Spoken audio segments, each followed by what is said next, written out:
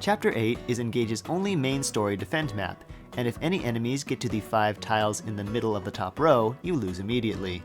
There are numerous choke points on the map where you can place your units to defend against the onslaught, but that's not really how I roll, and much like my strategy for Chapter 10 in my Lunatic Conquest playthrough, I have my team take the enemy head on.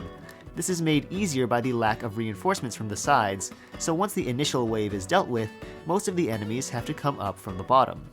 For this initial wave, Amber can always survive one turn against the left side lance fighters, and Chloe has a nice override setup on the right side sword fighters, allowing her to finish them on the enemy phase and also chip the advancing sword flyer. I also deploy the double archer setup of Etier and Alchrist again, with the former camping the ballista and the latter roaming around to pick off stray flyers. Meanwhile, Alir skirts the edge of Ivy's range in the lower half of the map, taking out the axe-heavy lineup on the left, and drawing out the sword users at the bottom. I end up risking a 22% crit from Kagetsu, which turns out to not be much of a risk because Alir would have survived the enemy phase regardless, even without the healing from the second Divine Speed attack. Once Zelkov goes down to a Lodestar Rush, the final difficult enemy is Ivy.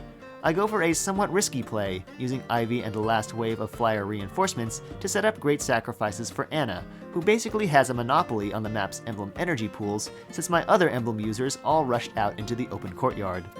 Diamant and Roy put in some nice work here, using Holdout to eat multiple Killer Axe crits.